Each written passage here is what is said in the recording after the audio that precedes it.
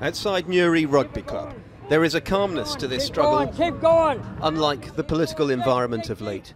But in these genteel surroundings of a border town show, there is anger about Thursday's vote. Who did you vote for? I voted in. And how do you feel now? I'm ripping that we're not actually staying in now. All hell's going to break loose. A load of bull. I think it's going to damage the country, something terrible. It is. I think it'll all be sorted out. I think everyone just needs to calm down. And But calm down counters one young farmer, and he's not alone. 44% of Northern Ireland voted to leave, including Amy.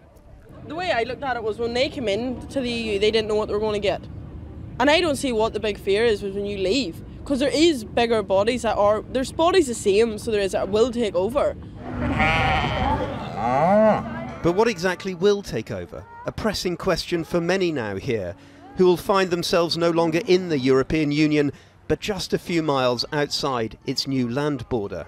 What are you worried about? And the border coming back again. Kevin McCoy, dairy farmer, crosses into the Republic every day to sell his milk. You take Southern Ireland 15 mile up the road, like if they get EU grants and subsidies and we're sitting 15 mile down the road getting nothing, how do we compete with them then? A few miles away, an old border crossing,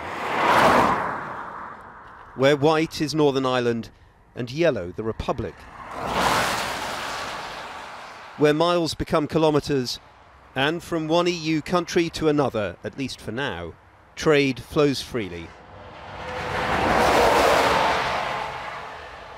Tonight, the border crossing has reopened, and tomorrow... It's unrecognisable from the days when these borders were heavy militarised zones. But before then, there were customs checks on these roads, and in a post-Brexit landscape, there are urgent questions now about whether trade barriers or controls will feature here once again. A lot of people in Northern Ireland voted to leave. Yes. Still north of the border in Newry, we met 3 young Remain voters. Anyone born in Northern Ireland is eligible for an Irish passport. Many, like Rhys, have applied for one since Friday's result. I'm 22 and currently I've had a British passport my whole life, but I'm also trained in youth work and acting, which are 2 things that within the EU I stand much better job prospects. Among their many post-Brexit worries, the future of the peace process. Many of the people who fought in the previous conflict can still fight, and many have said that they would. But how does pulling out of the European Union take us back to an era of the Trouble? Because it's a spark. Scottish independence is a spark for Northern Ireland to join United Ireland. Since Friday, there have been renewed calls for a referendum on a united Ireland, quickly dismissed by Northern Ireland's Secretary of State. But what do they make of all of this in the Republic? And away they go, levelling off break, number 6 just showing in front of the... Just south of the border, at the racetrack in Dundalk, many were bemused by Britain's eagerness to chase a future outside the EU. I can't see it doing Britain good. What about Ireland?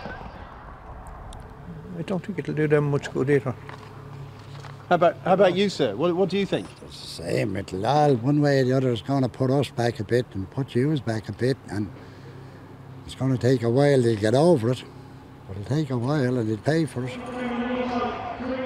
What many here perceive as Britain's hefty Brexit gamble will undoubtedly have economic repercussions for Ireland, but not everyone assumes the worst. We may actually do well out of it because international companies might want to come here. There's no trade barriers, so it could well play to our strengths. In fact, I'm sure on businesses and things it'll have an impact, but like everything, we just have to pick ourselves up, dust ourselves off and get on with it. And as we all know now, politically, there is a great deal to get on with.